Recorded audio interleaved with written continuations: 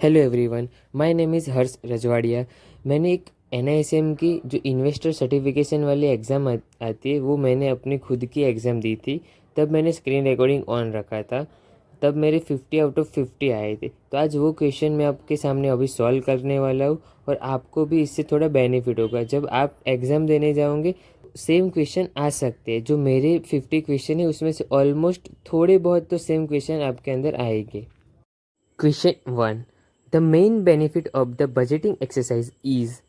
Main मतलब budgeting exercise से हमें क्या मेन बेनिफिट होता है? Option A, it help to prioritise spending needs, it help to reduce the tax, it helps to increase the income, it helps to choose better investment.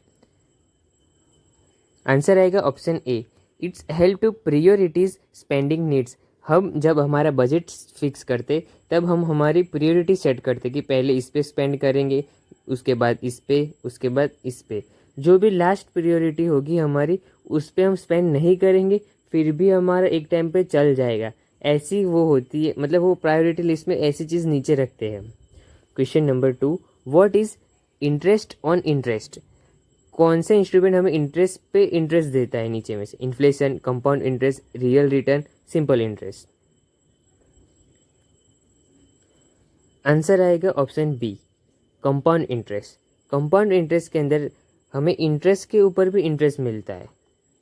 Question 3, which term describe the strategy to reduce investment risk by investing in various of avenues?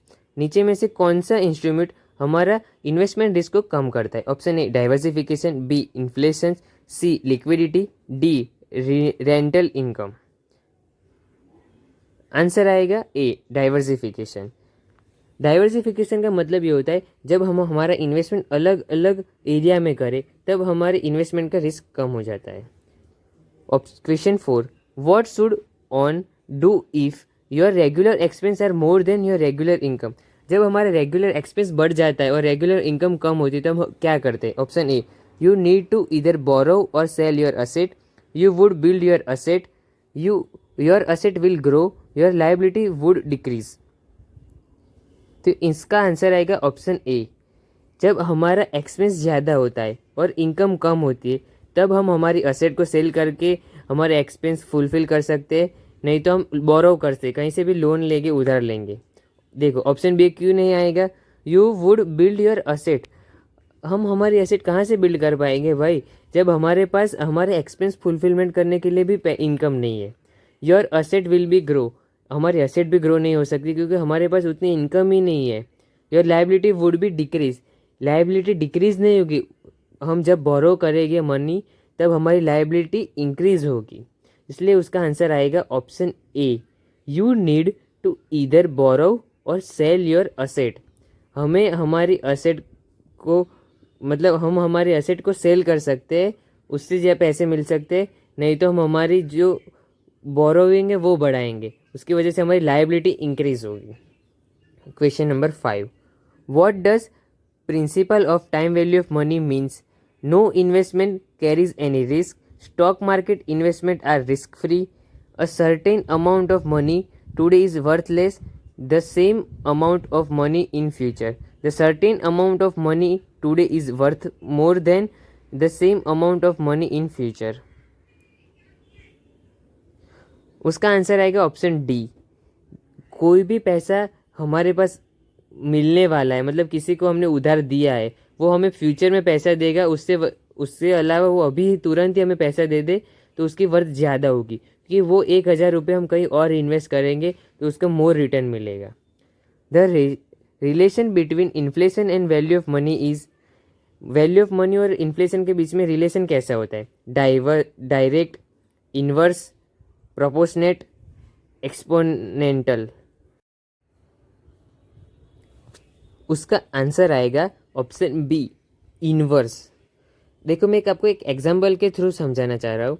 अभी हमारे पास है 100 रुपये। 100 रुपये के अंदर हम 1 kilo fruits खरीद पा रहे हैं। जब भी वैल्यू ऑफ मनी बढ़ेंगी, मतलब वैल्यू ऑफ मनी को हम पहले बढ़ा रहे हैं, तब हम वही 100 रुपये से 2 किलो फ्रूट्स खरीद पा रहे हैं, तब इन्फ्लेशन कम हुआ होगा। जब इन्फ्लेशन बढ़ता है और वैल्यू ऑफ मनी कम हो रही है तब वो 100 रुपये से हम 1 किलो फ्रूट्स भी नहीं खरीद पाएंगे, तब अब हाफ किलो खरीद पाएंगे। मतलब वो जो मनी की वैल्यू हुई है वो वैल्यू कम हो रही है सेकंड केस में, जब 100 रुपये में हम आधे किलो ही फ्रूट्स खरीद पा रहे हैं और 100 रुपये के अंदर हम 2 किलो फ्रूट्स खरीद पा रहे हैं, तब उसकी वैल्यू बढ़ रही है। उसकी वैल्यू बढ़ेगी तो बाजार के अंदर इन्फ्लेशन कम हो रहा होगा, महंगाई, इन शॉर्ट हम नहीं बोलते कि महंगाई बढ़ रही है, महंगाई कम हो रही है, तो दोनों के बीच में इन्वर्स रिलेशनशिप है। जब हम बोलते महंगाई बढ़ रही है तब बाजार के अंदर प्राइस भी बढ़ रही होती है सभी चीज़ों की, और जब हम बोलते हैं कि महंगाई कम हो रही है, आजकल सब कुछ सस्ते भाव में मिल रहा है, तब बाजार के अंदर उसकी वैल्यू भी कम हो रही होती है। वो सब इन्फ्लेशन द्वारा ही कंट्रोल में की जाती है। जैसे कि अभी करंट सिनेरियो में हम देखने जाए तो हमारे इंडिया के अंदर 6 से 8% के बीच में इन्फ्लेशन रेट चल रहा है। बस इसी तरह हम, गाइस आपको समझ में आ गया होगा, फिर भी किसी को कुछ समझ नहीं आया हो तो कमेंट कर देना, मैं उसका आंसर बता दूंगा। Question number 7, what is the main objective of buying an insurance policy? Insurance policy buy करने का मेन ऑब्जेक्टिव क्या होता है? Option A tax saving, option B return on investment, option C to convert the risk of unforeseen event, option D saving.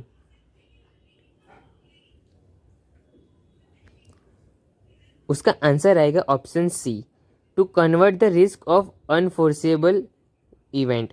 मतलब हमारा अनफोर्सेबल event मतलब कोई भी इवेंट पे जो भी रिस्क होने वाला है वो फिक्स नहीं होता है, वो रिस्क हम कन्वर्ट कर देते इंश्योरेंस पॉलिसी के ऊपर। Which is the riskiest investment among this? नीचे में से कौन सा रिस्कीस्ट इन्वेस्टमेंट है?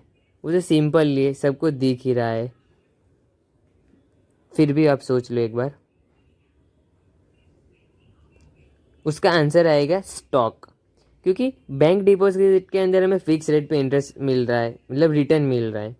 Post office monthly income scheme, उसके अंदर भी हमें कुछ फिक्स अमाउंट इंटरेस्ट मिलता है हमारी डिपॉजिट के ऊपर। पब्लिक प्रोविडेंट फंड, उसके अंदर भी फिक्स होता है कि इतना % रिटर्न मिलेगा वहाँ पे इन्वेस्टमेंट करने के बाद। सिर्फ स्टॉक मार्केट है वो ही अनसर्टेन होता है, उसमें फिक्स नहीं होता है कि इतना % रिटर्न मिलेगा, इतनी निफ्टी बढ़ेगी, इतनी निफ्टी गिरेगी, उसमें कुछ भी फिक्स नहीं होता है। इसी वजह से रिस्क उसके अंदर ज़्यादा होता है as compare to other. Question number 9, you can ignore risk in investment in which of the following situation? हम कौन सी सिचुएशन में रिस्क को इग्नोर कर सकते हैं? भाई हम सिंपल बात बताओ, कोई भी सिचुएशन हो हम रिस्क को इग्नोर नहीं कर सकते हैं। देखो ऑप्शन ए है when the return are very high, return बहुत ज़्यादा होता है तो क्या हुआ, फिर भी हमें रिस्क को इग्नोर थोड़ी करना है। ऑप्शन बी है when the product is suggest by our friend, तो फ्रेंड ने सजेस्ट किया उसका मतलब ये थोड़ी है कि वो ऊपर ही जाएगा, उस पर रिटर्न अच्छा मिलेगा, ये नहीं होता है।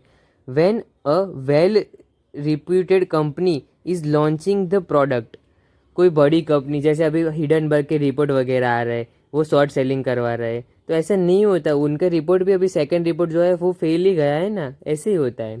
Question number 10, liquidity risk can be manage by, liquidity risk कैसे मैनेज कर सकते हैं? Option A mapping a cash flow need to investment, option B buying only AAA rated bond, option C not invested in fix deposit, option D none of the above. उसका answer आएगा option A mapping cash flow needs to investment.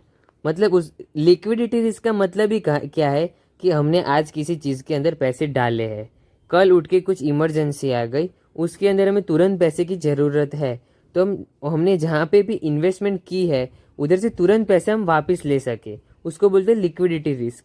इसी वजह से कभी कभी आपने देखा होगा अपनी ब्रोकर की ऐप में लिक्विडिटी बॉन्ड करके, लिक्विड बॉन्ड ऐसा करके, लिक्विड फंड, ऐसे अलग अलग नाम से कोई भी फंड और म्यूचुअल फंड एक्टिव होते हैं। कभी कभी क्या होता है, हमने कोई स्टॉक मार्केट के अंदर कोई स्टॉक को परचेस किया है, अब हमें सेल करना है उसको, कोई परचेसर ही नहीं है, कोई बायर ही नहीं है वो चीज़ का, तो उधर भी लिक्विडिटी रिस्क बोलते हैं उसको, क्योंकि जब हमें बेचना है हम बेच नहीं सकते, पर अभी तो ऑनलाइन हो गया है, पहले जब ऑफलाइन था तब ये बहुत दिक्कत दे रही थी। Question number 11, dash is the which an investment can be converted into cash without impacting the market price. Market price को इम्पैक्ट करे बिना हम किस चीज़ को कन्वर्ट कर सकते हैं कैश के अंदर, जो भी हमारे इन्वेस्टमेंट है। Option A diversification, option B liquidity, option C inflation, option D capital gain.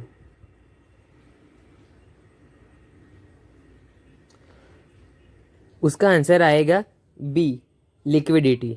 अभी मैंने आगे वाले क्वेश्चन में ही आपको बताया कि लिक्विडिटी का मतलब ही यही है कि हम जहाँ पे भी इन्वेस्टमेंट करें तुरंत पैसा हमें वापस मिल जाए जब भी हमें ज़रूरत होती है। जैसे कि गवर्नमेंट बॉन्ड आते हैं, गवर्नमेंट बॉन्ड के अंदर क्या होता है कि कभी कभी हमने वो परचेस तो कर लिए, पर जब चाहे हम वो उसको सेल नहीं कर सकते। जब भी हम सामने कोई परचेसर मिले तभी उसको सेल कर सकते, वो अपने ऊपर नहीं है। मतलब हमने उसके अंदर डाल दिए 5-6 लाख रुपए, अब हमें कल उठ के कभी वो पैसे की ज़रूरत आई तो तुरंत को वो इन्वेस्टमेंट को हम कैश में कन्वर्ट नहीं कर सकते, तो उसको क्या बोलते हैं, उसमें लिक्विडिटी रिस्क ज़्यादा है। इसीलिए इसका आंसर आएगा लिक्विडिटी। मतलब लिक्विडिटी को वही बोलते हैं कि कैश में कैसे कन्वर्ट कर पाए, और लिक्विडिटी मार्केट प्राइस पे इतने ज़्यादा इफेक्ट भी नहीं करती है। इसलिए हम जब भी हमारे पैसे को कैश में कन्वर्ट करें वो मार्केट प्राइस पे ही होता है और उसको कुछ इफेक्ट नहीं होता है। What makes retirement fund different need compare to the many other needs like home purchase and education fund. Retirement fund कैसे डिफरेंट है जैसे होम परचेज और एजुकेशन लोन से? You can not get a loan to fund it. Option B, it not a financial goal. Option C, it is a short term goal. Option D, you do not get any tax benefit. उसका answer आएगा option A, you can not get a loan to fund it. Retirement का मतलब ही यही है कि हम financial retire, हमारे पे कोई भी देवू नहीं है, कोई डेब्ट्स नहीं है, कोई भी हमारे क्रेडिटर्स नहीं है, हम फ्री है और हमारे फ्यूचर के लिए भी हमारे पास बहुत सारे पैसे पड़े, उसको बोलते हैं financially free. Question number 13, which of the following is risk management strategy? नीचे में से कौन सी स्ट्रेटेजी रिस्क मैनेजमेंट की स्ट्रेटेजी है? अभी ये क्वेश्चन फिर से आया है, all of the above. Question number 14, if you know the time horizon for investment, how do you know at what approximate interest rate per annum would you money double? एक rule आता है 72 करके, एक rule है 72 rule है। उसके अंदर क्या होता है, जो हमारा टाइम, कितने टाइम के अंदर हमारे पैसे डबल होने वाले हैं, 72 को डिवाइड करेंगे हम, रेट ऑफ रिटर्न या इंटरेस्ट जो भी रिटर्न मिल रहा है हमको 72 को डिवाइड करेंगे तब जाके हमको ईयर मिल जाएंगे। तो अब हम 72 को डिवाइड करेंगे नंबर ऑफ ईयर से तो हमें परसेंटेज मिल जाएंगे कि कितने परसेंटेज से हमें रिटर्न मिलेगा, तो इतने साल के अंदर हमारा रिटर्न डबल हो जाएगा। इसलिए आंसर आएगा option A. Question number 15, what is the primary effect of the bonus issue on the number of outstanding equity share? Option A, it increase the outstanding equity capital. Option B, the outstanding equity capital remains same. Option C, decrease the outstanding equity capital. Option D, none of the above. Answer आएगा option A, increase the outstanding equity capital. Bonus share issue करने से क्या होगा, जब भी कोई company अपने bonus share issue करती है तब उसके शेयर के प्राइस डबल हो जाते हैं। मतलब उसने 1:1 में बोनस दिया हो या 2:3 में, जितने भी वो एक्स्ट्रा शेयर बाहर इशू करेंगे उतने ही उसके शेयर की नंबर ऑफ शेयर बढ़ जाएंगे। उसकी वजह से बहुत सारी इफेक्ट होती है, कभी कंपनी के ईपीएस भी डाउन हो जाता है। मतलब वो 1:1 के हिसाब से बोनस इशू करे तब क्या होता है, ईच वन शेयर होल्डर को एक और एक्स्ट्रा शेयर मिलता है। अब मेरे पास 5 शेयर है कोई भी XYZ कंपनी के, तो वो 1:1 के बोनस शेयर इशू करेंगे तो मेरे को एक शेयर पे एक शेयर एक्स्ट्रा बोनस मिल रहा है। तो मेरे पास 5 शेयर है तो मेरे को उस XYZ कंपनी के टोटल और 5 शेयर मिलेंगे बोनस के तौर पे। इसी वजह से मेरे को कोई एक्स्ट्रा चार्ज पे नहीं करना है, मेरे पास एक्स्ट्रा 5 शेयर आ रहा है, इसलिए मतलब मेरे पास टोटल अब 10 शेयर हो गए XYZ कंपनी के बिना कुछ एक्स्ट्रा अमाउंट पे किए कंपनी को। उसी वजह से कंपनी के नंबर ऑफ शेयर बाजार के अंदर बढ़ जाते हैं। Question 16, when is it more challenging for investor to make profit in the market. Investor को कब प्रॉफिट बनाना बहुत टफ हो जाता है, कौन से मार्केट के अंदर? During a beer market, stable market, bull market, volatile market. उसका आंसर है बियर मार्केट। बियर मार्केट के अंदर क्या होता है, ऑलमोस्ट सभी कंपनी के शेयर डाउनफॉल में होते, सभी शेयर गिर रहे होते। अभी करंटली मार्केट में बुल रन चल रहा है, तो बुल रन में क्या होता है, हर कोई पैसा बना सकता है, कोई भी शेयर खरीद लो वो ऊपर ही जाता है क्योंकि बुल रन चल रहा है। ऐसा नहीं होता कि कोई भी खरीदो, मतलब सर ऑलमोस्ट सब ऊपर ही जा रहे होते हैं। एक्सेप्शनल केस हो सकते हैं, मतलब कोई भी फेड की रेड वगैरह भी पड़ी हो सकती है, पर बुल मार्केट में ऑलमोस्ट सब ऊपर ही जाते हैं। स्टेबल मार्केट में क्या होता है कि साइडवेज बोलते हैं मार्केट को, साइडवेज के अंदर ऊपर नीचे, उसमें भी पैसे बन सकते हैं स्कैल्पिंग मेथड से। और बचा है वॉलेटाइल मार्केट। वॉलेटाइल मार्केट में भी पैसे बन सकते हैं, जैसे कोई इवेंट हो, बजट हो, इलेक्शन का रिजल्ट हो, इसी टाइम पे बहुत ज़्यादा मार्केट वॉलेटाइल होते हैं, उसमें भी पैसे बनते हैं। पर सबसे ज़्यादा बियर मार्केट के अंदर प्रॉफिट कम होता है सभी लोग को। बियर मार्केट के अंदर सभी से डाउनफॉल होते हैं, तब कौन से शेयर में कितने रिटर्न मिलेगा वो फिक्स नहीं होता है। Question number 17, why are dabba trade not execute on SEBI recognise stock exchange? मेरे को इसका आंसर पता नहीं था जब मैं एग्ज़ाम दे रहा था, तो तब मैंने क्या किया, ट्रायल एंड एरर मेथड का इस्तेमाल किया, क्योंकि मेरे को डाबा ट्रेड नॉट एग्जीक्यूट मतलब उसका मतलब ही नहीं पता। तो मैंने क्या किया, ऑप्शन ए, टू फेंचर fast transaction, to benefit investment, to promote transparency. Option C, because it is illegal and unregistered form of trading. तो मैंने क्या किया, इसका आंसर सी सिलेक्ट किया। क्यों? मतलब क्वेश्चन को ध्यान से पढ़ो। Dabba trade not execute on SEBI recognise stock exchange, तो कोई ट्रेड एग्जीक्यूट क्यों नहीं होता सेबी के अंदर? उसका रीज़न एक ही होता है कि वो इनलीगल होता है और अनरजिस्टर्ड होता है। बाकी सभी सिचुएशन के अंदर ट्रेड एग्जीक्यूट होता है। मैंने ट्रायल एंड एरर इस्तेमाल किया था इसके अंदर, क्योंकि प्रमोटर ट्रांसपेरेंसी वो हुआ तो भी इशू तो होगा ना, शो तो करेगा ना, बेनिफिशियरी इन्वेस्टर तो भी शो करेगा, इंश्योर द फास्टर ट्रांजेक्शन तो भी शो करेगा। एक ही चीज़ में शो नहीं करेगा जब वो इनलीगल होगा। What is the role of depository participate in the security market? Security market के अंदर डिपोजिटरी पार्टिसिपेट का क्या रोल होता है? Option A, selling a security direct to investor, provide trading advice to investor, safeguarding and maintaining security in electronic form, auditing stock exchanges. Option A का मतलब है कि selling security direct to investors, मतलब हमारी जो security है वो direct investor को सेल करते हैं, वो काम है डिपॉजिटरी पार्टिसिपेट का। ऑप्शन बी ये बोल रहा है कि providing trading advice to investor, trading की एडवाइस देता है डिपॉजिटरी पार्टिसिपेट। ऑप्शन सी बोलता है कि हमारी जो डिपॉजिट है उसको वो सेफ गार्डिंग करेगा, एक सील्ड प्रोवाइड करेगा, मेंटेनिंग करेगा, सिक्योरिटी देगा वो डिपॉजिटरी पार्टिसिपेट। ऑप्शन डी है ऑडिटिंग स्टॉक एक्सचेंजिंग, वो ऑडिट करेगा।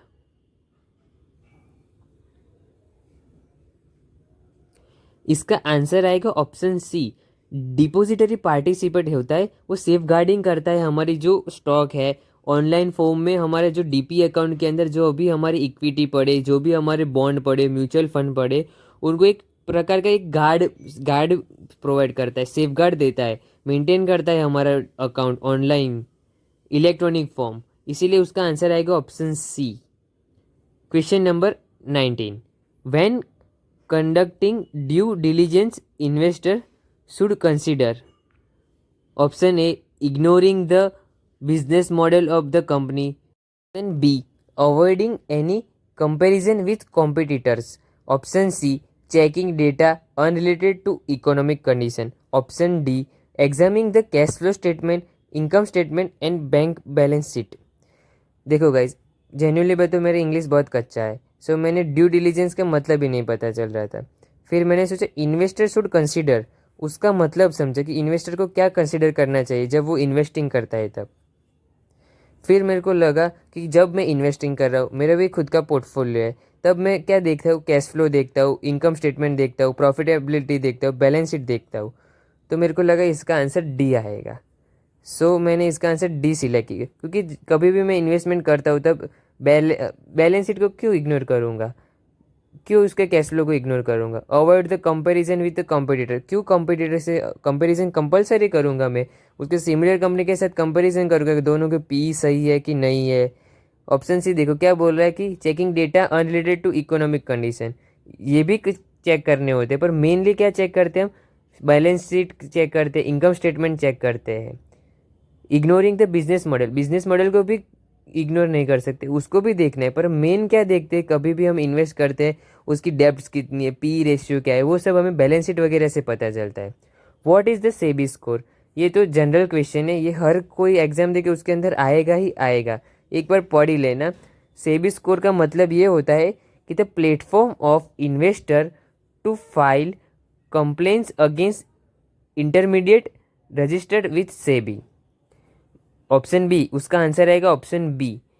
सेबी स्कोर ये चीज़ ऐसी है कि जब भी हमारे इन्वेस्टमेंट की हो, कभी भी हमारे को कुछ इशू हो, तो वो एक हमें प्लेटफॉर्म प्रोवाइड करता है कि कंप्लेन कर सकते हैं हम हमें अगेंस्ट में। जो हमारे इंटरमीडिएट है, हमारे सेबी और हमारे बीच में एक ब्रोकर आते हैं, वो हम इंटरमीडिएट बोलते हैं उसको। कभी भी उसने कुछ भी गलत किया तो अब हम डायरेक्ट आर्ग्यूमेंट कर सकते हैं सेबी को, और उधर एक क्वेश्चन रेज कर सकते, उसको सेबी स्कोर बोलते हैं। देखो बाकी सब ऑप्शन में क्या लिखा है, ऑप्शन डी में लिखा है कि magazines about investing. Option A में लिखा है a platform to track a performance of the security listed on exchange. And option C में लिखा है exclusive club for the stock broker. नहीं, कोई मतलब एक्यूरेट आंसर ऑप्शन बी है। सेबी स्कोर हमें एक प्लेटफॉर्म प्रोवाइड करता है जहाँ पे जाके हम हमारा क्वेरी रेज कर सकते हैं। हमारे ब्रोकर के साथ बहस हो गई, ब्रोकर ने हमारे अमाउंट डेबिट नहीं की, हमारे डिपॉजिट नहीं कर रहे, कुछ दिक्कत हुई। अभी बीच में एक म्यूचुअल फंड का केस आया था, उसके अंदर ये सीन था कि सब लोग एसआईपी कर रहे थे, उसके ब्रोकर के अकाउंट के अंदर शो भी कर रहा था डैशबोर्ड के अंदर, पर जब वो विड्रॉ करने गए तो उन लोगों का विड्रॉ ही नहीं हुआ। तब उनके ब्रोकर ने ये बोला कि नहीं, आपकी एसआईपी स्टार्ट नहीं हुई थी। तब उन्होंने जाके ये प्लेटफॉर्म पे जाके केस रजिस्टर किया, उन लोगों ने अपना क्वेरी रेज की। तब सेबी ने बोला कि ये नंबर से कोई भी एसआईपी हो ही नहीं रही है। ऐसा एक फ्रॉड आया है अभी, देखना, आप रिसर्च करना, कहीं पे भी रिपोर्ट वगैरह में देखोगे ना, आराम से मिल जाएगा। वो लोग एवरी मंथ एसआईपी कर रहे हैं, उनके पास डैशबोर्ड में भी दिख रहा है, बट उसका कोई भी, उन लोगों ने कभी भी कहीं पे भी इन्वेस्टमेंट ही नहीं हुआ है ऑफिशियली, हमारे ब्रोकर के थ्रू दिखा रहा था। एक टाइप का फ्रॉड हुआ है। अब देखना, एक बार चेक करना, गूगल पे भी कहीं पे भी मिल जाएगा। चलो अब हम नेक्स्ट क्वेश्चन पे जा रहे हैं। Question number 21, what do INVITS stand for. ये एक फुल फॉर्म है, उसका आंसर आएगा option B, infrastructure investment trust. 2 PDF आएगी, उसको आपको पढ़ना पड़ेगा पूरा, उसके अंदर 72 रूल्स और इसका फुल फॉर्म और बहुत सारे चीज़ें उसके अंदर अवेलेबल है। वो पढ़ने के बाद ही आप ये एग्ज़ाम दोगे ना तो थोड़ा अच्छा रहेगा, और 50 आउट ऑफ 50 आराम से स्कोर कर पाओगे। जैसे मैंने भी वो दोनों PDF पूरी पढ़ी थी, तब जाके मैं 50 आउट ऑफ 50 स्कोर कर पाया हूँ। इसलिए आप लोग को भी वो PDF तो पढ़नी पड़ेगी, और बाकी सब ऑप्शन तो नहीं आएगा। मैं इसको एक्सप्लेन भी नहीं कर सकता, ये फुल फॉर्म है, अभी उसको क्या ही समझाऊँ मैं उसमें ज़्यादा से ज़्यादा। आप चाहो ना तो कमेंट करना, मैं एक और वीडियो बना दूंगा कि कैसे प्रिपरेशन करनी है, कैसे 50 आउट ऑफ 50 मिलते हैं। Question number 22, what is a key aspect of the financing option provide by INVITS। कौन से फाइनेंसिंग ऑप्शन प्रोवाइड करते हैं? Option A short term financing only, long term financing only, limited financing options, high cost financing. उसका answer आएगा option B, long term financing only. मैंने बोला ना कि 2 PDF आती है, 50-50 पेज की होती है, वो पूरी मतलब एक बार पढ़ लोगे ना दोनों एक बार, तो ये सब आंसर आपको ऑटोमेटिक आएंगे। ये जो टर्म है इंट विट्स, मतलब ये कुछ उसका फुल फॉर्म है, जब भी 21 वाले क्वेश्चन के अंदर आया था, और ये उसके अंदर डिटेल्स में लिखा होता है कि कैसे क्या है वो सब वगैरह। Question number 23, what does the NSE Nifty 50 represent? ये तो कॉमन क्वेश्चन है, हर कोई को आता होगा इसका answer. Option A top 20 largest company, option B top 100 most profitable companies, option C top 15 largest most frequently trade companies, option D top 25 technological companies. उसका answer आएगा option C, top 50 largest and most frequently trade companies. Nifty 50 के अंदर India के अंदर जो top 50 company होती है ना, वो इंक्लूडेड होती है, जिसके अंदर फ्रीक्वेंटली ट्रेडिंग होती है। डेली ट्रेडिंग, जो निफ्टी का इंडेक्स ऊपर जा रहा है नीचे जा रहा है, वो एक कंपनी 50 कंपनी के शेयर प्राइस के ऊपर डिपेंड करता है। क्वेश्चन नंबर 24, डेब्ट fund typically invested in equity security, fix income instrument, speculative asset, commodity market.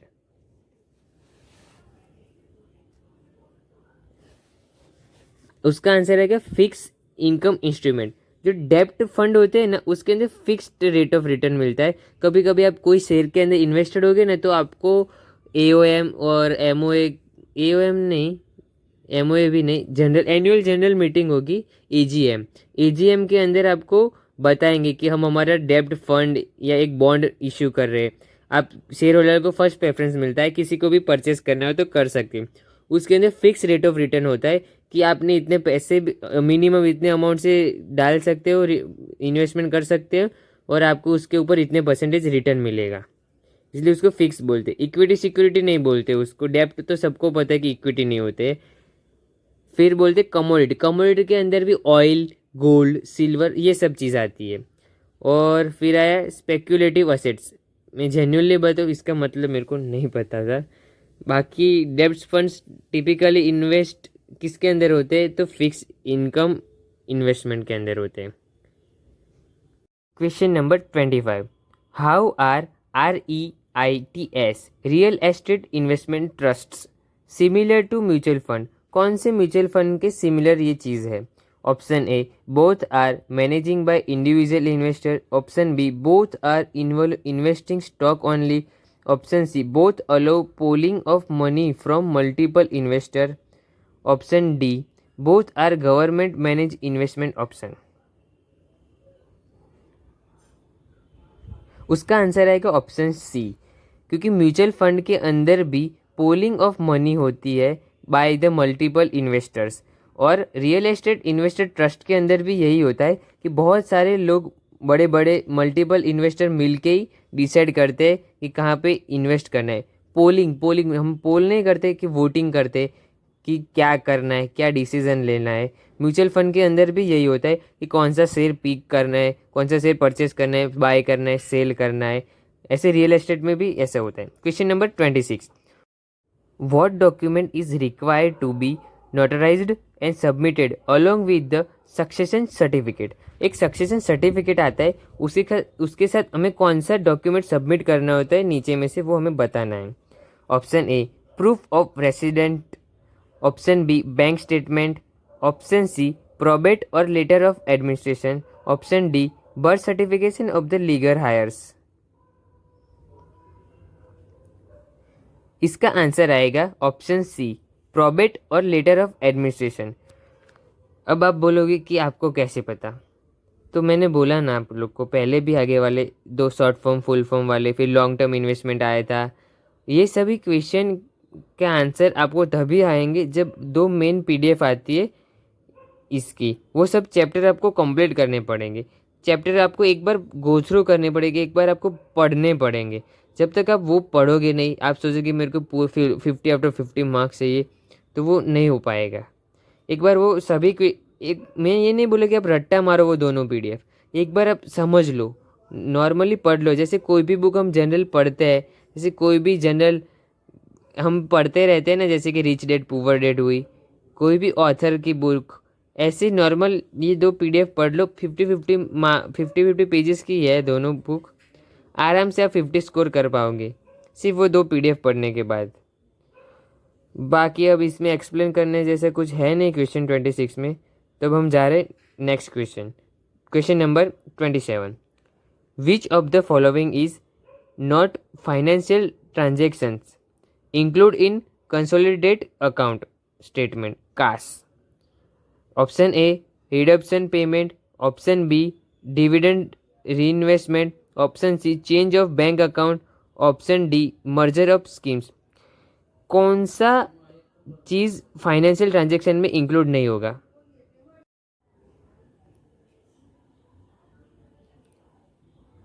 उसका आंसर आएगा चेंज ऑफ बैंक अकाउंट. आप लोगों को तो देखो कैसे ऑप्शन ए और बी तो नहीं आएगा कि वो वर्ड के अंदर ही लिखा है कि वो खुद फाइनेंशियल ट्रांजेक्शन है. जैसे कि रिडम्पशन पेमेंट का रिडम्पशन करना और डिविडेंड का री इन्वेस्टमेंट करना, वो दोनों ही एक फाइनेंशियल ट्रांजेक्शन है. पर जब ऑप्शन डी और सी की बात करेंगे तो दोनों में से कोई भी फाइनेंशियल ट्रांजेक्शन तो नहीं है. अब हमें वो सोचना है कि कौन सा इंक्लूड होगा कौन सा नहीं होगा. मैं भी यहीं पे फंसा था, सी आएगा कि बी आएगा. फिर मैंने सोचा कि मैं अभी अपने कोई भी ब्रोकर है उसके अंदर मैं अपना बैंक अकाउंट चेंज करूँगा तो वो ट्रांजेक्शन के अंदर इंक्लूड होगा कि नहीं होगा.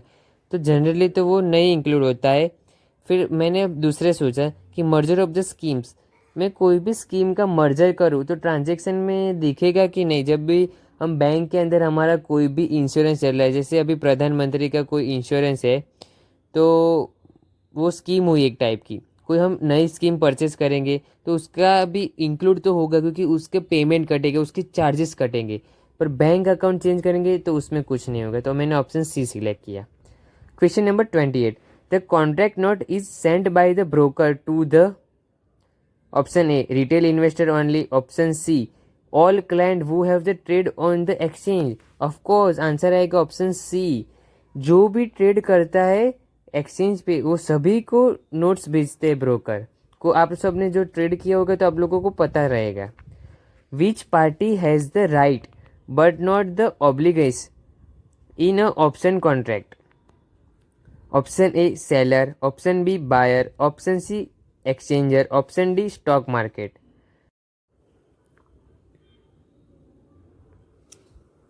तो मेरे हिसाब से इसका आंसर ऑप्शन बी आ रहा था क्योंकि मेरे को क्वेश्चन के अंदर आगे वाले पोर्शन में समझ आ रहा था कि विच पार्टी हैज़ द राइट, किसके पास राइट होता है.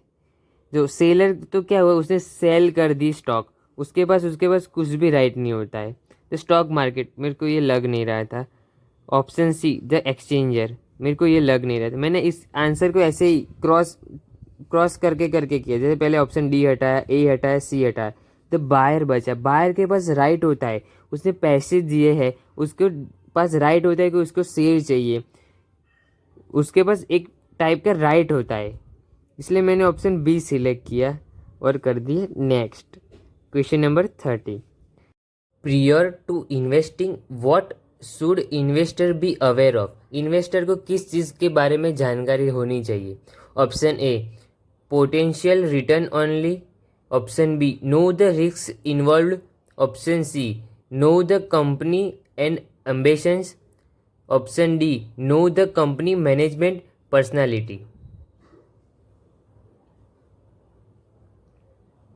उसका आंसर आएगा option B no the risk involve. हम कहीं पे भी इन्वेस्टमेंट कर रहे हैं, जाके स्टॉक मार्केट में इन्वेस्ट कर रहे, गोल्ड में इन्वेस्ट कर रहे, हमें अपना रिस्क पता होना चाहिए कि हम इसके अंदर इतने पैसे डाल रहे तो वो पैसे डूबेंगे नहीं, कितना रिस्क इन्वॉल्व है. कभी हम किसी फ्रेंड को पैसे दे देते उधारी में तो उसमें सबसे ज़्यादा रिस्क इन्वॉल्व रहता है क्योंकि वो कभी भी फ्रेंड्स लोग पैसे वापस करते नहीं हैं. और जैसे कि स्टॉक मार्केट के अंदर रिस्क होता है पर उसमें क्या परसेंटेज वाइज होते हैं, स्टॉक की प्राइस जितनी डाउन गई उतना रिस्क रहेगा. Question number 31. Which of the following will reduce the return from your investment. हमारे इन्वेस्टमेंट में से जो भी रिटर्न आने वाले वो कम हो जाते हैं किस चीज़ की वजह से. Option A interest and dividend, option B tax and inflation, option C capital gain and dividend, option D interest and capital gain.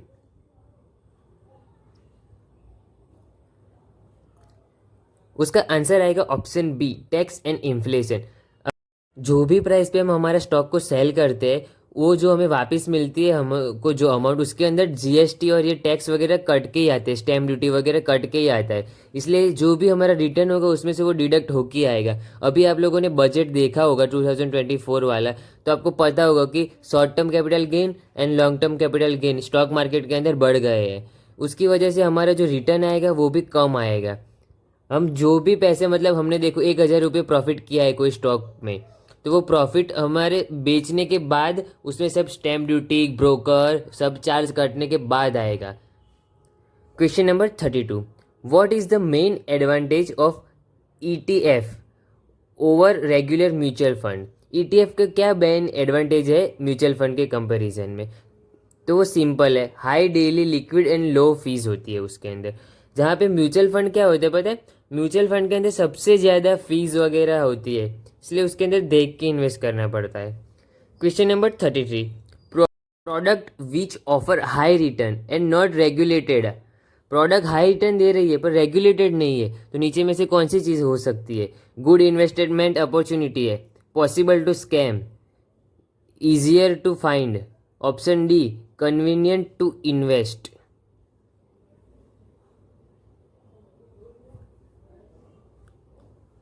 उसका आंसर आएगा option B, possible to scam. Regulated नहीं है वो और हाई रिटर्न दे रही है। कोई टेलीग्राम के अंदर आपको स्कीम बताया जा रहा है कि 1,000 रुपये डालो, 21 दिन में पैसा डबल, 30 दिन में पैसा डबल, वो सब पॉसिबल टू स्कैम हो सकते हैं। वो लोग आपको पैसे ले जाएंगे फिर वापस नहीं देंगे। जैसे अभी हाई बॉक्स के अंदर एक स्कैम चल रहा है। हाई बॉक्स के अंदर सब लोग ने पैसे डाले, इन्वेस्ट किए, रिटर्न भी मिले स्टार्टिंग में, अब सब लोग विड्रॉल नहीं कर पा रहे।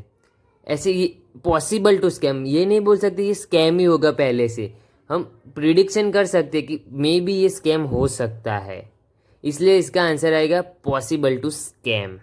Next question, question number 34, if a stock exchange is available for trading on stock exchange is means that is. ये सिंपल क्वेश्चन, ऐसे क्वेश्चन पे हम ज़्यादा टाइम नहीं बिगाड़ेंगे। लिस्टेड स्टॉक बोलते हैं जो भी स्टॉक अवेलेबल होते हैं ट्रेडिंग के लिए स्टॉक मार्केट के अंदर, उसको लिस्टेड स्टॉक बोलते हैं। देखो, what does KYC stand for in the context of opening demat account, trading bank account? KYC का फुल फॉर्म सिंपली वो लोग हमको पूछ रहे हैं, तो इसका सिंपल ही आंसर आएगा option B, know your client. ये क्वेश्चन में ध्यान रखना, नो योर क्लाइंट आएगा। ये सब फुल फॉर्म है, मैंने आप लोग को बताए थे 2 PDF है, आप लोग को वो पढ़नी हो तो NISM की वेबसाइट से भी मिल सकती है। और इफ़ आपको नहीं मिले तो मेरे को कमेंट करके बता देना कि सिलेबस वगैरह हम थोड़ा गाइड कर दो, तो मैं आपको गाइड वगैरह कर दूंगा। एक और वीडियो बना दूंगा कि कैसे प्रिपरेशन करते हैं, कैसे फुल मार्क्स लाते हैं, ऐसे वगैरह, ठीक है। Question number 36, find one of the advantages of investing through mutual fund. Mutual fund का क्या एडवांटेज है इन्वेस्टमेंट करने के? म्यूचुअल फंड में हम इन्वेस्ट करते हैं तो उसका क्या एडवांटेज है? Option A guaranteed return, option B professional management, option C high return, option D custom made portfolio.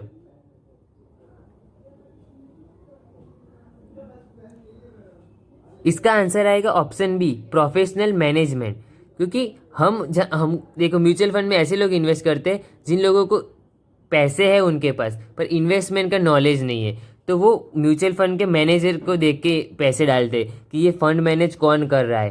Professional manager के द्वारा वो फंड हमारा मैनेज होता है, इसलिए हम म्यूचुअल फंड को फंड मैनेजर से ज़्यादा देखते हैं। मतलब कोई रिटर्न भी देखते हैं पर सबसे इम्पोर्टेंट क्या होता है? फंड मैनेजर, कि हम किसको हाथ में पैसा दे रहे हैं। चलो हमने किसी को पैसा दिए कि भाई तू इन्वेस्ट कर, तो हम देखना तो चाहिए ना वो कितना पढ़ा लिखा हुआ है। इसलिए ऐसे ही म्यूचुअल फंड के फंड मैनेजर को देखना पड़ता है कि कैसा मैनेजर है वो। Question number 37, which among the following mutual fund scheme would predominantly invested in equity share? Option A growth fund, option C liquid fund, option B income fund, option D market fund.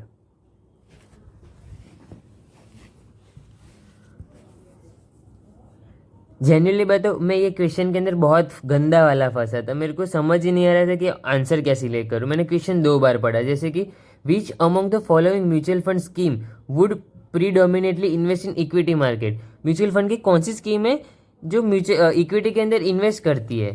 तो साला liquid fund तो नहीं आएगा, देखो, क्योंकि वो liquid fund क्या होता है? लिक्विड ग्रो मतलब लिक्विड एसेट डेब्ट वगैरह के अंदर इन्वेस्ट करते हैं, और ज़्यादातर बड़े बड़े फंड में इन्वेस्ट करते हैं जहाँ की पैसे हम इजीली निकाल सके। फिर मनी मार्केट में क्या आया पता है, मेरे को लगा कि आईपीओ वगैरह में भी इन्वेस्ट होता है, पर वो इनडायरेक्टली इक्विटी ही हुआ, पर मनी मार्केट मेरे को नहीं लग रहा था। फिर मैंने ग्रोथ फंड को सिलेक्ट किया। उसका रीज़न मैं बताऊँ क्यों ग्रोथ फंड को सिलेक्ट किया। तो इनकम फंड के अंदर मतलब 50-50 लग रहा था ऑप्शन ए और बी के अंदर, पर ग्रोथ फंड मतलब ज़्यादातर इक्विटी वाले, ग्रोथ इक्विटी के अंदर ग्रोथ जल्दी मिलता है, ऐसे तो तुक्का मार के मैंने ए डाल दिया। एक बात बोलूँ, ये एग्ज़ाम में आपको 50 स्कोर करने हो ना, तो आपका 99% पढ़ाई चाहिए और 1% तो लक चाहिए। बाकी हर कोई 50/50 नहीं ला सकता, क्योंकि ऐसे क्वेश्चन एक दो तो आएंगे जो आपको कभी पढ़े ही नहीं होगी, पता भी नहीं होगा, और कई क्वेश्चन तो ऐसे कि पता होगा, आंसर भी मालूम नहीं आ रहा होगा। मतलब मैं क्या ही बोलूँ ऐसे क्वेश्चन आएंगे कि आपको ये क्वेश्चन जाना पहचान है, पता है, पर आंसर दिमाग के अंदर याद नहीं आ रहा होगा वो एग्ज़ाम के टाइम पे। ऐसा भी होता होगा कभी कभी। चलो नेक्स्ट क्वेश्चन पे जाते। Next question, question number 38। What are the NSDL and CDSL? Option A stock broker, option B depositor, option C stock exchange, option D branch of SEBI.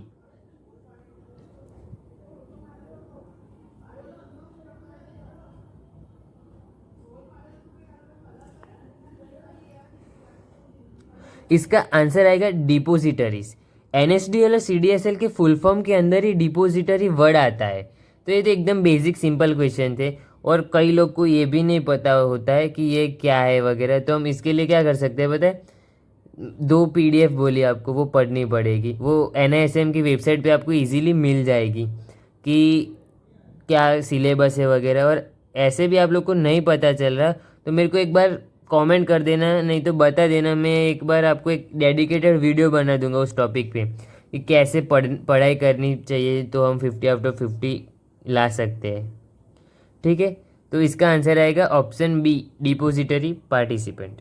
Question number 39। The current realisable value per unit of mutual fund is known as, option A net asset value, option B entry load, option C asset under management, option D new fund offer.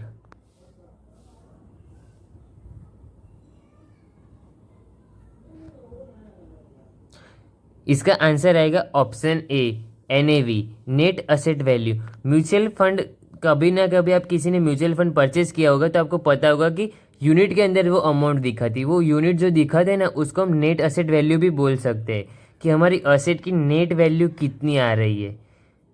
और जो लोग ने mutual fund purchase नहीं किया है ना, वो लोग अपने ब्रोकर की जो भी ऐप हो, ग्रो जीरो था, वो ऐप के अंदर जाना और म्यूचुअल फंड के सेक्शन में जाना, तब आपको कोई अमाउंट शो कर रही होगी, वो यूनिट में शो हो रही, वो अमाउंट को यूनिट बोलते हैं, वो यूनिट को एनएवी बोलते हैं। ठीक है, question number 40। According to SEBI guideline is mandatory to sign and issue a power of attorney in a security market. SEBI के गाइडलाइन में क्या लिखा हुआ है कि हमें अपना power of attorney compulsory sign करना है। Option A yes it is mandatory, option B no it's optional and voluntary, option D only for large investor, option D only for new investor.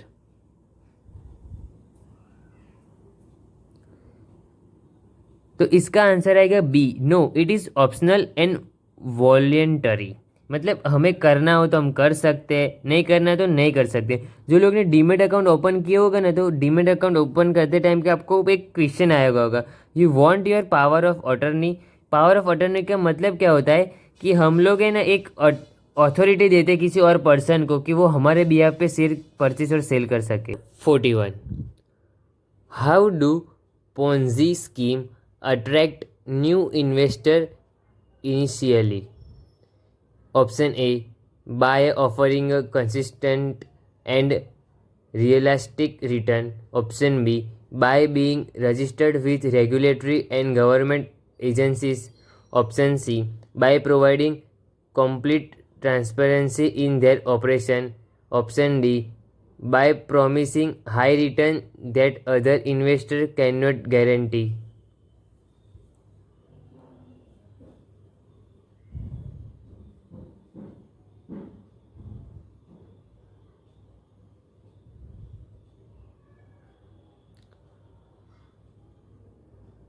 उसका आंसर आएगा option D.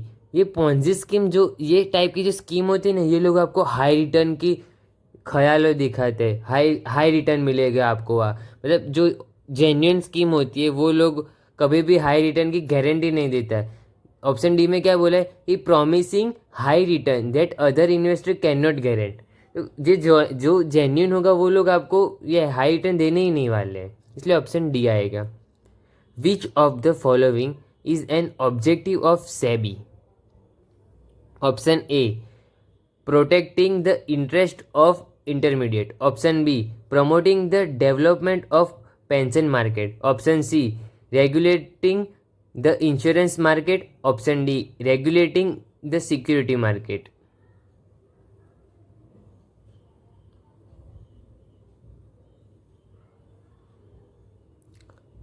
तो इसका answer आएगा option D, regulate the security market. आपके 50 question हो गए ना, उसमें से 5 to 10 क्वेश्चन ऐसे हो गए कि जो फुल फॉर्म बेस पे हो गए। जैसे कि पिछला एक क्वेश्चन था NSDL और CDSL वाला, उसके अंदर NSDL का जो फुल फॉर्म होता है और CDSL का फुल फॉर्म होता है, जैसे कि नेशनल सिक्योरिटी डिपोजिटरी लिमिटेड, तो उसके अंदर भी डिपोजिटरी वर्ड आ रहा था। और CDSL के अंदर भी सेंट्रल डिपोजिटरी सर्विस लिमिटेड, उसके अंदर भी डिपोजिटरी वर्ड आ रहा था। तो उसके क्वेश्चन के अंदर उसका आंसर आपका था डिपोजिटरी। और अब ये क्वेश्चन के अंदर देखो, सेबी के फुल फॉर्म के अंदर ही उसका आंसर छुपा हुआ है, security and exchange board of India. तो इधर एक्सचेंज वर्ड आया, तो उसके हिसाब से हमने, सॉरी एक्सचेंज नहीं, सिक्योरिटी वर्ड आया, तो उसके बिहाफ पे हमने इधर डाला है कि D answer, regulating security market. ऐसे फुल फॉर्म के बेस पे आपको समझ लो मिनिमम 5 क्वेश्चन तो आने ही वाले 50 में से। और ये फुल फॉर्म करने के लिए आपको अभी तो पता ही होगा कि क्या करना पड़ेगा, 2 PDF पढ़नी पड़ेगी। आप लोग बोल रहे हो कि साले ये कितनी बार बोलेगा 2 PDF 2 PDF, पर जो भी है सच बताऊँ, वो पूरा सब्जेक्ट कवर हो जाते हैं वो 2 PDF के अंदर। तो वो कंपलसरी, इसलिए मैं बार बार बोलता हूँ कि वो पढ़ो, क्योंकि मैंने वो दोनों PDF पूरी एक बार तो पढ़ी थी, तब जाके मैं इतना स्कोर कर पाया हूँ। इसलिए आपको कंपलसरी वो 2 PDF तो पढ़नी पड़ेगी, ठीक है। और किसी को भी कोई भी चीज़ की प्रॉब्लम हो रिगार्डिंग एग्जामिनेशन, मेरे को कमेंट करो, मैं सभी के कमेंट पढ़ूंगा और उसका सॉल्यूशन दूंगा, ठीक है। चलो next question, question number 43। You receive an email information that you want lottery of 1 crore. To receive this lottery amount, the mailer asks you to send detail like your name, address, bank account number, net banking ID, net banking password. What type this email call? ये type को email को हम क्या बोलते हैं? Simple दिख रहा है, इसको बोलते हैं फिशिंग। फिशिंग मतलब स्कैम हो रहा है एक टाइप का। तो कोई भी हमारी आईडी पासवर्ड क्यों मांगेगा भाई? आईडी पासवर्ड क्यों चाहिए तेरे को फंड ट्रांसफर करने के लिए? Question number 44। ऐसे बड़े क्वेश्चन थोड़ा जल्दी जल्दी पढ़ने पड़ते हैं, नहीं कि बहुत टाइम वेस्ट हो जाएगा, ठीक है। Question number 44।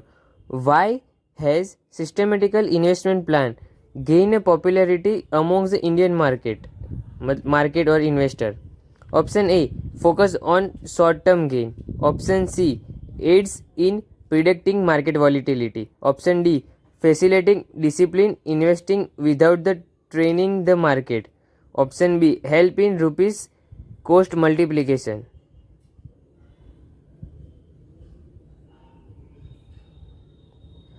इसका आंसर है option D, facilitate disciplined investing without time the market.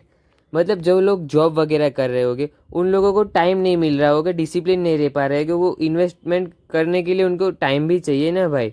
तो वो लोग, उन लोगों को SIP के थ्रू फैसिलिटी प्रोवाइड होती है कि without time spend you achieve the gain. कई लोग का क्या होता है, वो अपनी जॉब कर रहे होते तो उनके पास टाइम नहीं होता कि देखे स्टॉक को, देखे उसके चार्ट, देखे फंडामेंटल देखे, तो वो लोग SIP कर सकते हैं। चलो next question, question number 45। Tarun is considering investing all his saving in the stock market. He wonder if this is the only way to becoming rich. 2 option दिए। कभी कभी क्वेश्चन के अंदर आपको 2 ऑप्शन भी मिलेंगे, 3 ऑप्शन भी मिलेंगे, अलग अलग टाइप के क्वेश्चन और ऑप्शन आते हैं। Option A, yes investing in the stock market is the only way to become a rich. Option B, no there are other way beside investing in the stock market directly.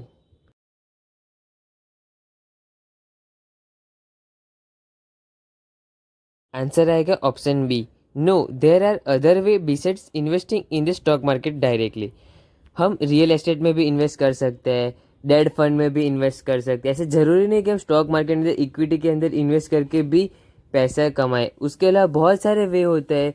हम angel investor बन सकते हैं, seed investing कर सकते हैं कोई family वगैरह business के अंदर। बहुत सारे ऑप्शन होते हैं, इसलिए इसका आंसर है कि नो, देयर इज़ बहुत सारे रास्ते होते हैं। हमको ऐसा ज़रूरी नहीं कि हम रिच एक ही वे से बन सकते हैं कि स्टॉक मार्केट के अंदर ही इन्वेस्ट करो, ठीक है। और मैं यही चैनल के अंदर स्टॉक मार्केट की लर्निंग वगैरह भी सिखाने वाला हूँ। मतलब मैं मेरी रीच होने की लाइफ बताने वाला हूँ। मतलब एक वीडियो बनाऊँगा कि ये चैनल का पर्पस क्या है, उसके अंदर मैं आपको सब कुछ बता दूंगा कि मैंने ये चैनल क्यों स्टार्ट की और मेरा मोटिव क्या है, ठीक है। चलो अभी नेक्स्ट क्वेश्चन के अंदर जाते हैं। Question number 46। Radhika 25 year old wants to begin her journey of investing in the security market. Her stockbroker share the complete set of mandatory KYC document with her and ask her to complete the same to enable them to open her trading and demat account. Radhika is to share her details and complete the regular KYC required. Does she has option to refuse the information? Option A, yes, she can refuse to share her details and still open her demat account. No, she option B, no, she must complete with the KYC requirement to open her account. Option C, she can partially share her details if the she feel uncomfortable. इसका answer आएगा option B, no, she must comply with the KYC requirement to open her account. हमने आगे वाले question में देखा था KYC का full form था, क्या था, नो योर क्लाइंट। और कोई भी डीमेट अकाउंट आप ओपनिंग करवाने जाओ या बैंक में अकाउंट ओपनिंग करने जाओ तो आपके KYC के जो डॉक्यूमेंट होते हैं, बेसिक आधार कार्ड, पैन कार्ड, वो कंपलसरी होते हैं, ठीक है। चलो next question, question number 47। Deepika discover that he had not encashed the dividend worth in 45,000 from his investment in the share of listed company in financial year 2015-2016. He has approached the company and seek to recover his amount from the company. Is this right course of action? Option A, yes. As the dividend was declared by the company, it alone can provide remedial action. Option B, no. Unclaimed amount exceeds 7 years, so the Deepak has to reach out to IEPF. Option C, yes. Yes, company provide the such unclaimed amount. Option D, no. Dividend cannot be claimed after such long term.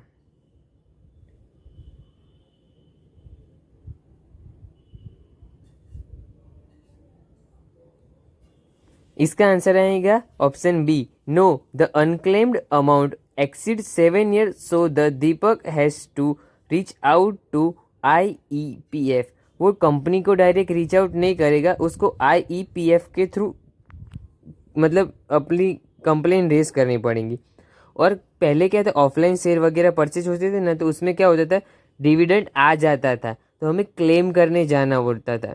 In case कोई claim करने नहीं गया तो वो dividend की amount 7 साल तक एक अलग अकाउंट में, कंपनी के अलग अकाउंट के अंदर पड़ी रहती है। इस साल के बाद वो क्लेम नहीं किया आप लोगों ने डिविडेंड, तो वो फिर से कंपनी अपने ग्रोथ में यूज़ कर सकती है, नहीं तो फिर से उसका जो भी अमाउंट बचे वो सभी शेयर होल्डर के बीच में बांट देती है। हम 7 साल तक अपने डिविडेंड क्लेम कर सकते इफ़ हमें नहीं मिला है तो। और आप सभी लोग, जो भी लोग अभी तक वीडियो देख रहे हैं, थैंक यू यहाँ तक वीडियो देखने के लिए। और मैं आपको एक गारंटी दे सकता हूँ कि आप अपने करियर के रिगार्डिंग इतने सीरियस हो कि आपने ये पूरा वीडियो देखा तो आप 100% ये एग्ज़ाम को पास आउट ज़रूर करोगे। और कोई भी क्वेरी हो तो मेरे को कमेंट करके बता देना। और हाँ, और एक चीज़, मैं इस यूट्यूब चैनल के अंदर बहुत सारे वीडियो ऐसे लाऊंगा अलग अलग, जो भी एग्ज़ाम में दूंगा, जो भी मैं करूँगा अपने करियर के रिगार्डिंग, सब ये मैं इधर शेयर करने वाला हूँ, ठीक है। इफ़ मेरे से पॉसिबल हुआ तो मैं मेरे दोस्त लोगों ने भी जो एग्ज़ाम देने वाला है, तो मैं उनका वीडियो रिकॉर्डिंग भी इस चैनल पे अपलोड करूँगा, ऐसे ही समझा के कि क्वेश्चन के अंदर क्या कहना चाहता है।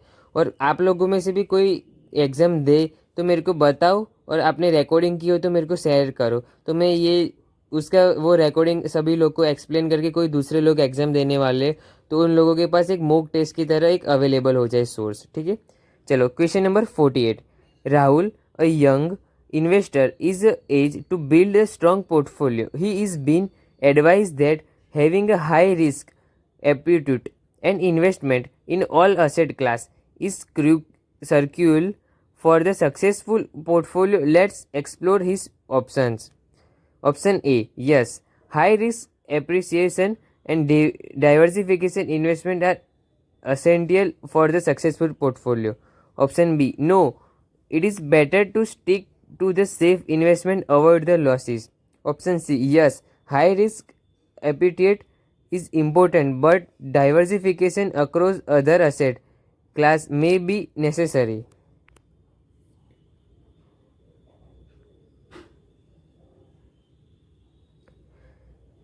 तो इसका आंसर आएगा option C, yes, high risk लेना भी जरूर है, पर हाई रिस्क ऐसा नहीं कि हम हमारे सभी पैसे एक ही जगह पे लगा रहे।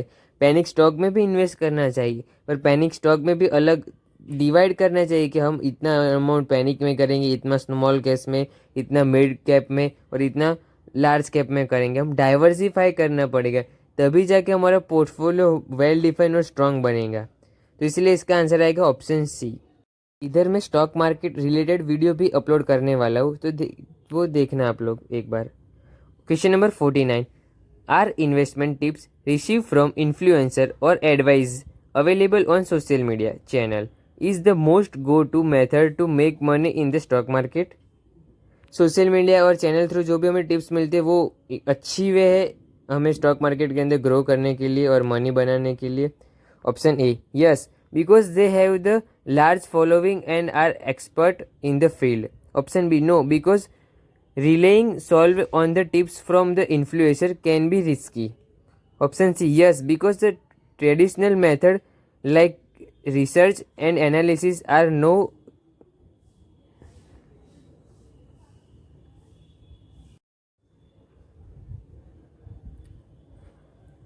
इसका आंसर आएगा option B, no, because rely on tips from the influencer can be risky. Influencer कुछ भी बोल रहा है, कल उठ के मैं भी वीडियो बनाऊंगा तो मैं ये नहीं बोल रहा कि मैं जो स्टॉक सजेस्ट करूँ उसको परचेस ही करो। जो मैं बताऊँ क्यों ये परचेस करना चाहिए, क्या मैं देख रहा हूँ ये स्टॉक के बारे में, वो देखना पड़ेगा आप लोगों को। कोई भी इन्फ्लुएंसर है उसको वो बोल रहा है कि ये परचेस करो तो परचेस नहीं करना है, हमें सब कुछ देखना पड़ेगा कि वो क्यों बोल रहा है कि ये परचेस करो। ठीक है, चलो क्वेश्चन नंबर 50। अम्मा 52 year old is convinced the gold is the best asset class for investment and has accumulated the physical gold over a year. Her son continuously advised her to invest in digital gold, but she refused. One unfortunate days, Amma lost her physical gold on account of a thief at her residence. Was this situation avoidable? Option A, no, Amma is and could not have stopped the thief. Option C, yes, by keeping gold secure at her residence. Option B, yes, digital gold stays safe in demat account rather than the holding physical gold. इसका answer आएगा option B, yes, हम ये situation को avoid कर सकते हैं। कैसे avoid कर सकते हैं? हम फिजिकल गोल्ड से ज़्यादा हमें ऑनलाइन डीमेट अकाउंट के अंदर डिजिटल गोल्ड परचेस करना चाहिए। ईटीएफ में इन्वेस्ट कर सकते हैं, गोल्ड ईटीएफ आते हैं, सिल्वर बीज आते हैं और कई म्यूचुअल फंड एजेंसी भी प्रोवाइड करती है ये सब गोल्ड और सिल्वर डिजिटली। और थैंक यू सो मच सभी का इधर तक वीडियो देखने के लिए। आप सब ने इधर तक वीडियो देखा है उसका मतलब यही है कि आप अपने करियर के रिगार्डिंग सीरियस हो और ये एग्ज़ाम आप ज़रूर पास करोगे। All the best. और कुछ भी क्वेरी हो तो मेरे को कमेंट करके ज़रूर बताना, मैं आपका ज़रूर रिप्लाई दूंगा। थैंक यू, धन्यवाद।